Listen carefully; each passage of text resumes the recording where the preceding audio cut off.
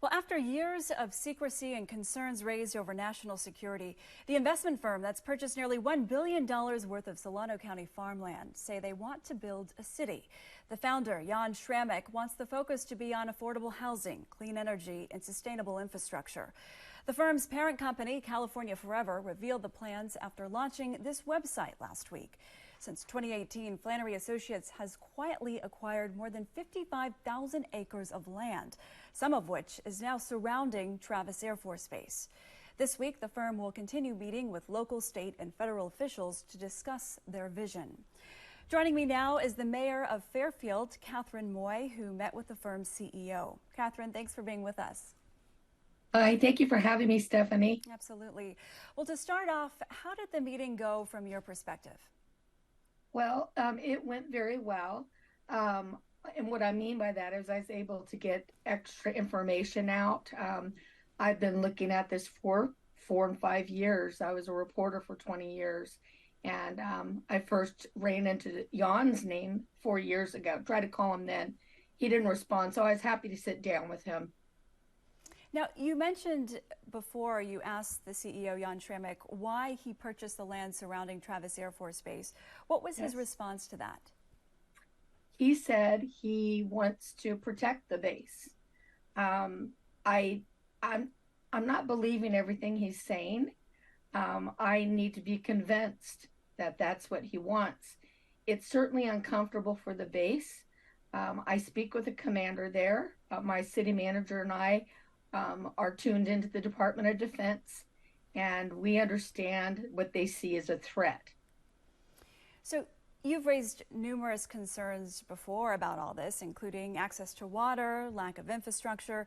Did you get a sense of how they plan to tackle that? Well, I know that they have some water rights, and he told that to me, and that's because he's bought enough land that is, well, actually, it's twice the size of my city, Fairfield, which is 41 square miles. It's twice as big. And so there is land that has some water rights on it. But is it enough for a city? Absolutely not. I sit on the water agency as mayor. We've turned down millions of dollars from Flannery to buy some of our land because they wanted it close to the base. It doesn't make sense to me still. Now, to add to that, did you get a better understanding of how this city will be powered? Well, that is a bit of an issue. They said that what they are going to do is do mostly solar farms. That's a problem, or it could be a problem with the air base because of reflection. But there are new solar panels that you can use on bases, and some do. So that's what they're talking about. We know that PG&E does not have the power grid to hold up a new city. They can't even open some of our new car dealerships. So those are on generators, or were, because PG&E can't do it. So it's not coming from there. That's interesting. Well, last Yes. time we spoke, you discussed potential access to a large amount of natural gas underground where Flannery has Yes. acquired land. Do you have reason to believe that this could be related to these purchases? I actually do. There is a lot of natural gas, or was, and used, but deep down, from what I understand from some people, and I'm still digging into it, is that there is a lot of natural gas deeper in underground. The problem is access. The Chinese, though, do have they have technology that they can get there. So perhaps Jan and his group are thinking maybe they could get at that, because that would definitely fuel a city. Yes. Interesting. Certainly more to follow there. Mayor, you've seen the website that's now out giving a glimpse of the long-term goal here. Do you think building a city like they intend to is actually feasible? No.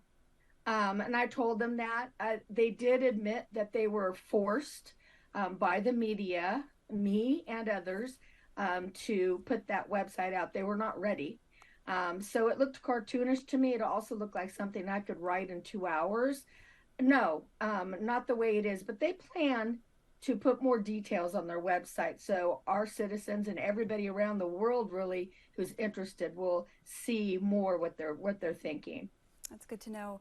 Congressman And John Garamendi raised concerns last week. The firm may move forward with an initiative that could impact zoning requirements around Travis. But Flannery has since told us they don't plan to build any homes within 1 mile of the base. Do you think there's reason to be concerned about that? I do. It's my biggest concern. I did ask Jan about this, and Jan told me that they are moving forward.